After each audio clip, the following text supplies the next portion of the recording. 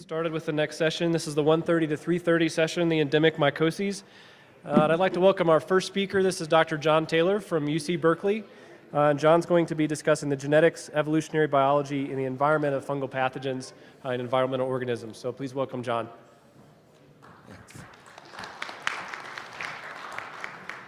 I want to thank GR and the organizers of this meeting for this invitation. And I'm going to talk about endemic mycoses. And I get to give the talk, but there are a couple of people, Rachel Adams and Chung Gao from Berkeley, and Bridget Barker from Northern Arizona and TGen, who helped me prepare the talk. And I want to start out with what are the agents of an endemic mycoses, and you're going to hear about them today. And I've put them in a phylogenetic tree with some of the fungi that are much more commonly discussed here. And you can see at the bottom there are the endemic mycoses in the Onigonales. And the closest group to them that we talked about a lot today are the Aspergillus species. There's a lovely recent study, Munoz et al., this year, that shows the Onigonales. And it's got, I put boxes around the endemic mycoses that we'll hear about today, maybe not all of them. And the one at the bottom, Coccidioides, that I'm going to talk about. So what is Coccidioidomycosis? This is an audience I really don't need to ask that question. It starts as a lung disease. There's a healthy lung and an infected one. Where is it? It's a New World fungus. It's in North America, Central America, Latin America. There's a couple of outliers you'll see there in North America and southern Washington and a Dinosaur National Monument. And poster number 2 here talks about Coxsey in St. George, Utah by Carey and Webb. You should take a look at it. It's an important disease in California and Arizona because there are large population centers that are near the areas where the fungus is endemic in the environment. And it's a fungus that certainly infects people who have problems with their immune system, but it's also capable of causing serious or fatal disease in otherwise healthy humans. And you can see on this graph that it's variable year to year in how much coccidioidomycosis is recovered. And if you look at 2016, you see that that's a year when California has as many cases as Arizona. And if we just look at California, these are data from the CDC and from the California Department of Public Health, that 2016 was a high point for the previous 20 years in cases of cocci in California. And 2017 is even higher. It's 25 to 30% more cases than in 2016, and we'll talk a little about that later. Now, the mission of NIH is to understand, treat, and prevent infectious diseases. And what I'm going to talk about today is prevention. And that's not a topic that's come up a lot at this meeting. This is a treatment meeting. But I'm indebted to GR because on the ride in on the shuttle, he mentioned, oh, but all these drugs could be used prophylactically. So I think that you in industry need to think broader than just the patient. Think to the environment for these kinds of diseases. And for example, as we'll see with coccidioides, a big issue is I'm going into an environment where there's the fungus. If I do my job, will I expose myself? So maybe you want your diagnostics to work on the environment, not just on a patient. Or maybe the area is so dangerous you need to take antifungals prophylactically. Just remember, a lot more people undertake these jobs than get sick with cocci, so you could sell a lot more pharmaceuticals. Now I'm going to talk about the life cycle today, and I want to show you the gold standard life cycle from 2013. And 2 key points. One is in this life cycle, the point is made that this fungus lives on plant material in the soil. It's a saprophyte. In other words, it's decaying plants. And in the parasitic phase, you'll note that instead of producing these, so here are hyphae and in the environmental state, and they make these little arthroconidia. When it's inside the mammal, they don't make hyphae, they make these spherules, and the spherule can produce endospores and release those spores, which causes disseminated disease. So these are elements I'm going to talk about today. In fact, my main question is, what's the role, if any, of native mammals in the life cycle of cocci? And if we go back to that life cycle, it doesn't include native mammals. It's talking about patients and it's talking about the soil. So we need some background. first small mammals. So Chester Emmons is the hero in this area. In the 1940s, he and his colleagues collected small mammals from southern Arizona, trapped them. They isolated Coccidioides from the lungs of these animals, and they also fixed and sectioned the lungs. And you can see that in those native small mammals, there's cocci, living cocci, held in a granuloma by the host's immune reaction. And they looked at a lot of mammals. Here's a study that where they looked at 330 pocket mice and kangaroo rats, and 13 to 17% of them had cocci that could be cultivated by Emmons and colleagues. So that led them to write that cocci was primarily a disease of rodents. Certain species of rodents constitute a natural reservoir of coccidioidomycosis, and by their geographic distribution determine the areas of endemicity of the disease. So they worked in southern Arizona. Other workers, more than a decade later, followed their work in western Kern County in the southern San Joaquin Valley. And this was Egerberg and Eli, and in 1956, they reported on 500 soil samples that they had taken. And they found, I totaled them up, so the average positive percent of soil samples was 7, but you were twice as likely to find a positive soil sample from an animal burrow and half as likely from surface or subsurface soil.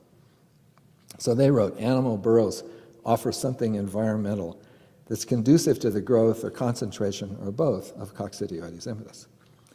A year later, they published a second year's worth of data, and by this time, Ann Eli had become Ann Elkinen, and she and Egerberg and Lubarsky published this paper.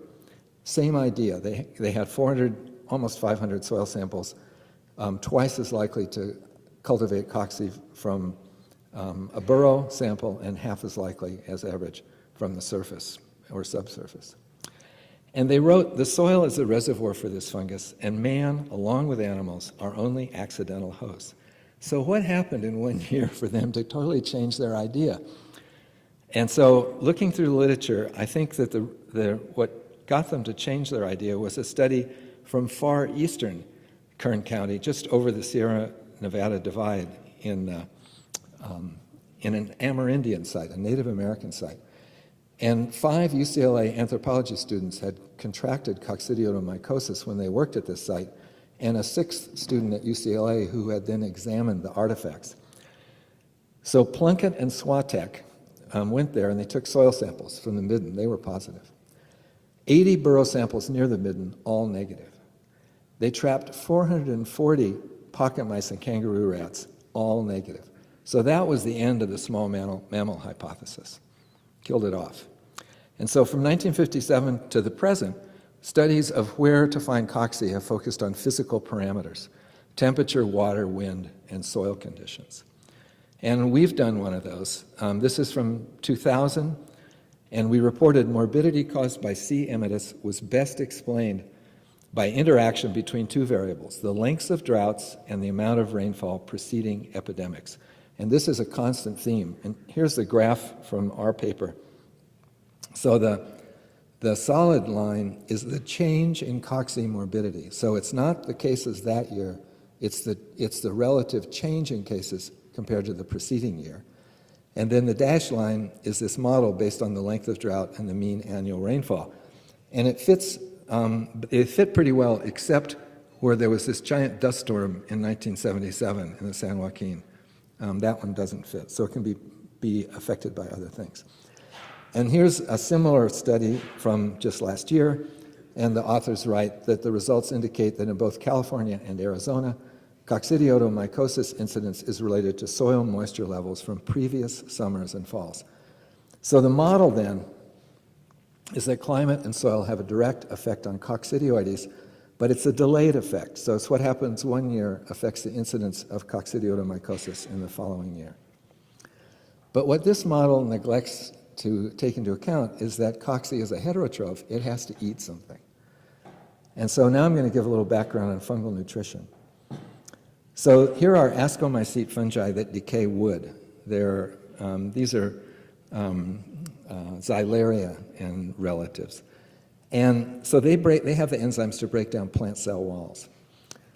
And so this is the genomic part of the talk. a few years, a decade ago, there were enough fungal genomes that we could do comparative genomics. And so we compared cocci and other taxa in the Onigenales with Uroshiales and Cerdariomycetes, all ascomycetes. And so the first table here and tree shows five enzymes, and the genes for these enzymes in the Onigenales, and these are enzymes that break down plant cell walls, they're missing, there are no copies.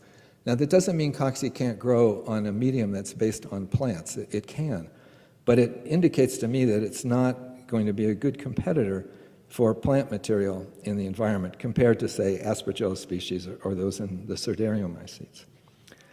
So then what's another source of food in these hot, dry areas of the United States and the rest of the world? And that would be these small mammals.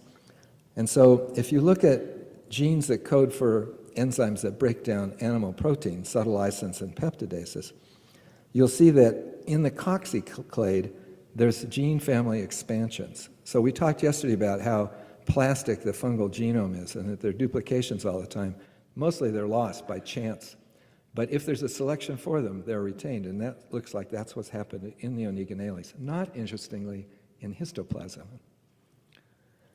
So if we look back at those fungi that I showed you, these fungi not only grow on dead plant cell walls, they were present in the living plant and caused no evidence of any disease to the plant until the plant died.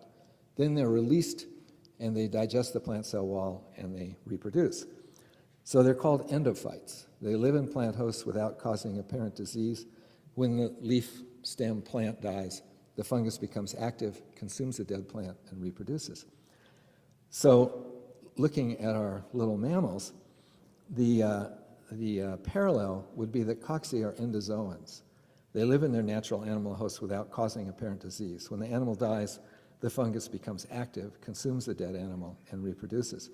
Now, we don't know what the proportion of small mammals are that we know the proportion that from which you can cultivate cocci, but we don't know the proportion and when there's no apparent disease. But looking at humans, there would be, in humans, of course, many humans have coccidioidomycosis without apparent disease. So it probably is more without apparent disease than those that suffer immediately. So now looking back at our model and adding in that cocci has to eat, we can put in animals, okay?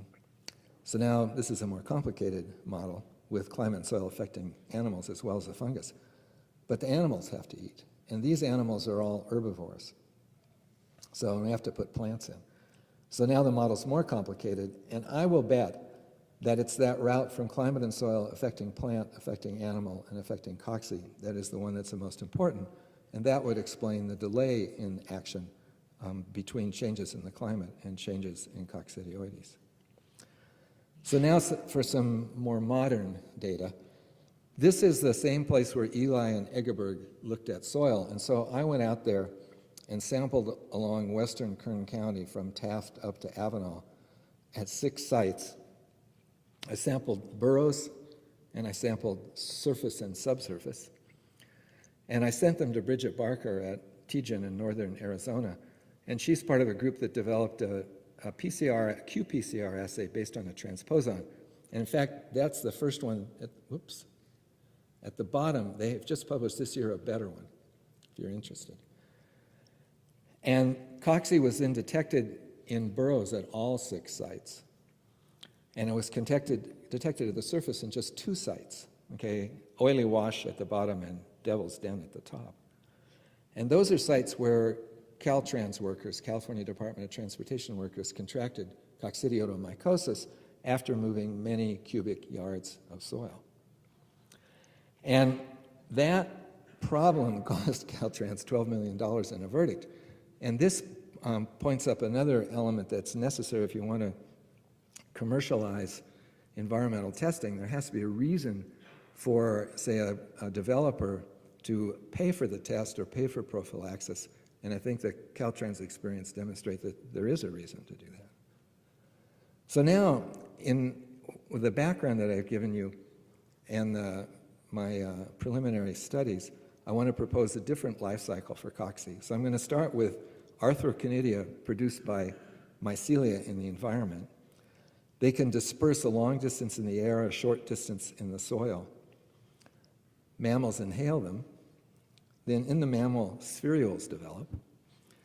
And here's a spherule that's releasing endospores. Spherule is probably, about 1,000-fold larger volume than a conidium, and it can make several hundred spores. Or in the small mammal wins and walls off the living cocci in a granuloma. But no matter what, the small mammal's fate is going to be death. And when the small mammal carcass is there, cocci is already in it. It's already in this wet source of food, and so it has first shot at the resource, and it produces hyphae in that carcass and arthroconidia, and the cycle continues. Now, humans got in the way of this cycle. This evolved over millions of years before humans arrived in the New World, at most 20,000 years ago. But our experience is similar to the small mammals in that most of us who contract cocci aren't aware of it. And actually, it's only a small fraction that really get disseminated disease. So my guess is that's the same story in these mice and pocket mice and kangaroo rats. So to answer the question, I would say that native mammals have a key role in the life cycle of cocci. So there's some other recent data that bear on this. So my title slide showed a part of California just west of where I've been studying, over the Temblor Range. And this is in a good year, okay, the Carrizo Plain. This is an aerial photo I took on a trip to San Diego this year in a bad year. There's the National Monument. That's where I took that photo.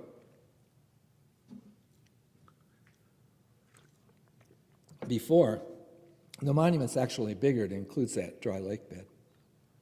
Just north of it, they're putting in solar farms, solar panels all over the Carrizo area. And this has led to infections among workers. And the California Department of Public Health has published a couple of articles. The first one showed the soil being aerosolized mechanically. And then the report just this last month on a little farther north in Monterey County. And there, among 2,400 solar farm workers, 9 got confirmed cocci. And the incidence among these workers is 1,000 per 100,000, which is 400 to 200 times higher than the background county rates. And the California rate on a really strong year is 20 individuals per 100,000, so it's much higher than the state as a whole, obviously. Now, it's even worse than you imagine, because those workers are required to move federally endangered mammals from the sites. So they have to actually excavate burrows of the very animals that have Coccidioidomycosis. So no wonder that they get sick. So that solar farm information, I would say, does nothing to disprove this hypothetical life cycle. Also, just this past year, there was published a study of the effect of drought in California on plants and animals. And amazingly, they worked in the Carrizo Plain. And they report that this is the driest period from 2012 to 2015 in the Carrizo Plain in the past 1,200 years. How they know that, I'm not exactly sure. But what they did, they found there were winners and losers. So here are plants, and you can see there are a lot of plants that lost out, and one native winner, red maize. And these are only the ones that were statistically significant. And they found the same thing for mammals. And up here, carnivores are in black, but here is a ground squirrel and a kangaroo rat. These are the animals that have cocci. They lost out, and a different kangaroo rat was a winner. And you can look at the amount of plants. And so here is drought severity at the bottom, drought index, more drought, the higher the number. And here's the plant cover. You can see it drops precipitously, and also the richness, which means the variety of plants, also goes down. Similar for the rodents, drought index, the total number of rodents plummets as the drought continues. This would be as the drought years go on. But interestingly, the diversity of rodents increased, and although there weren't many of them. And the reason is that one rodent, the giant kangaroo rat, was dominant at the start of the study, had 86% of the animals, and it suffered badly in the drought. So that let other small mammals rise, not very far though. So if we look at the rain in that period, here's the rainfall. No snow in the Carrizo Plain. You can see that from 2012 to 2015 is very low, and they starts to get, actually 2014, and the precipitation starts to increase in 2015 and 2016. And if you look at the Coxie graph, which I showed you before, the increase in California is a year later, 2016 and 2017. So the Carrizo Plain information shows the effect on plants and animals that can then translate to effect on Coxie. So I think that this model is still reasonable. And now the last thing is, what about cultivated land? And so in cultivated land, compared to these wildlands, we change the climate because we add water. And also we get rid of the native mammals. If you cultivate a field, you disrupt their colonies and they won't be there. There may be other small mammals, but they won't be the native ones. And so in the literature, the only thing I can find is this statement by Maddie from 1965 that even in areas highly infective for man, fungus was only isolated in non-cultivated, non-irrigated soils, but there are no data in his paper. So I had soil samples from native lands. There's an aerial view of Highway 33, and I had 72 soil samples, and when I amplified ITS and sequenced them by Illumina, I had 8.7 million reads. And then I happened to be doing another study here southeast of Fresno, an agricultural study. And so this is cultivated, irrigated land. And in this study, it's unrelated to the Coxie work, but it turned out to be useful. We had 102 soil samples and 8.8 million ITS1 reads. So I just want to go through this quickly and then until we get to the interesting part. But these are all the fungi. And you can see that an OTU is an operational taxonomic unit. It's sort of a species complex, not quite a species. And you can see there are 4 times as many in the native soil as agriculture. It's more diverse in the native soil. So I'm going to drill down then to just go to the Ascomycota because I'm heading toward the Onigonales. Again, what about 3 times as many species or species groups in the native soil compared to the agricultural. And now we'll go down to the Eurotiomycetes. And again, 240 to 70, 3.5 times as many species groups in the native soil. And then we're going to end up with the Onigonales here and here.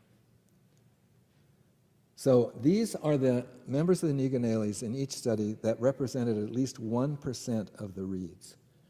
And so in the native soil, there's Coccidioides, Coccidioides immitis, 2% of the reeds.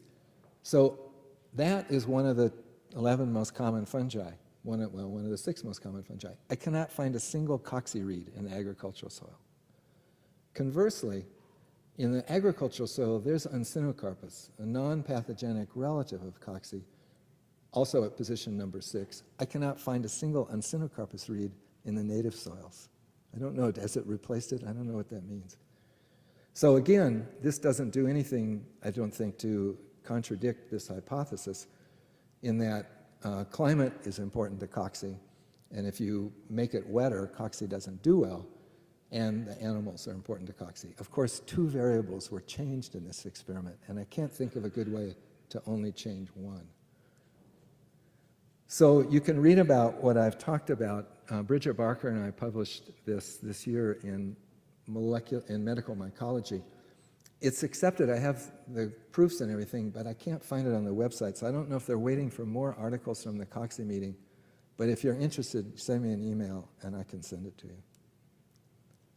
And so the work, the Coxie work, my present Coxie work, is funded by the University of California Office of the President. I'm working with Anita Sill and Rachel Brem at Berkeley, a bunch of people at Merced, San Diego, Riverside, and of course Bridget's important, and Vishnu was very important until he left the California State Department of Health.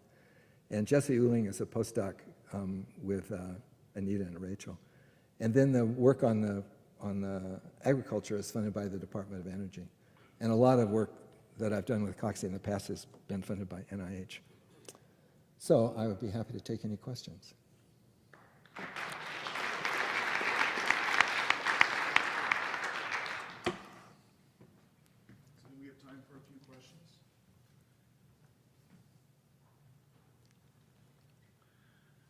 John, that was fascinating. I really appreciate that. It was really great.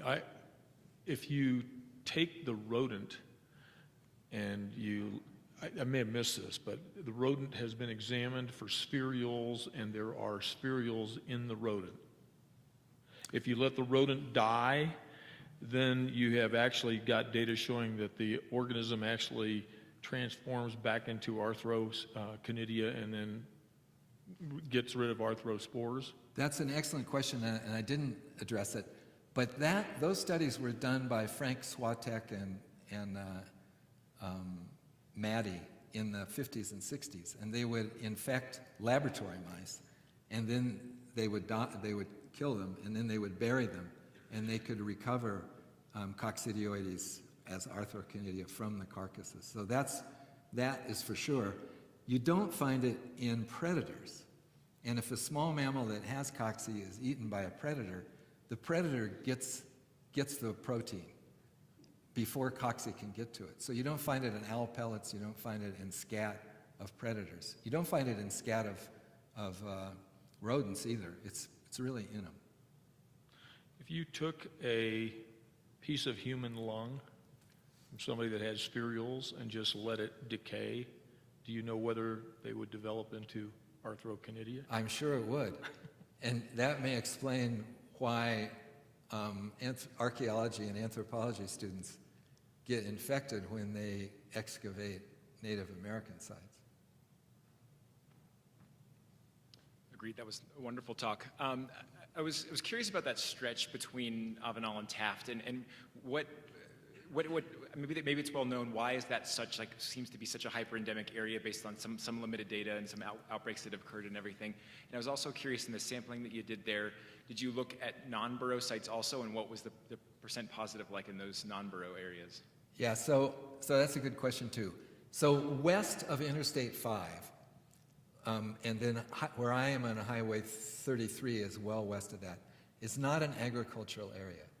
So the native mammal population is intact in that area. Much of that land is oil company land.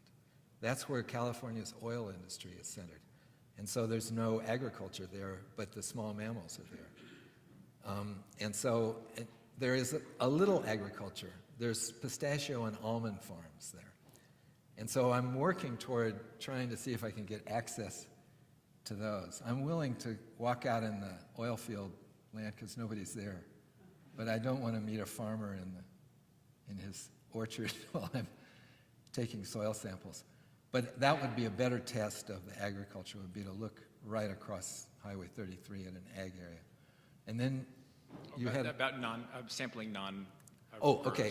So in the middle three, so Oily Wash, Lost Hills, and the next one up, 9 out of 9 burrow samples were hot. And in fact, the Oily Wash, the qPCR came up with the fewest cycles that Bridget had ever seen.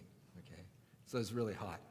The soil samples, except in those 2 areas where they were positive, the soil samples were all negative. So I took multiple samples at each site.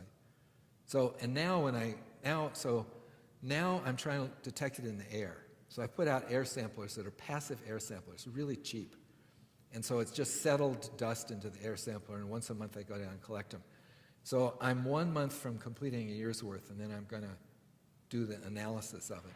I'm also collecting at the same time, but I'm collecting from burrows totally now, because I want soil with cocci in it, because the California Department of Public Health can isolate cocci from the samples that I know have cocci. They're good at that.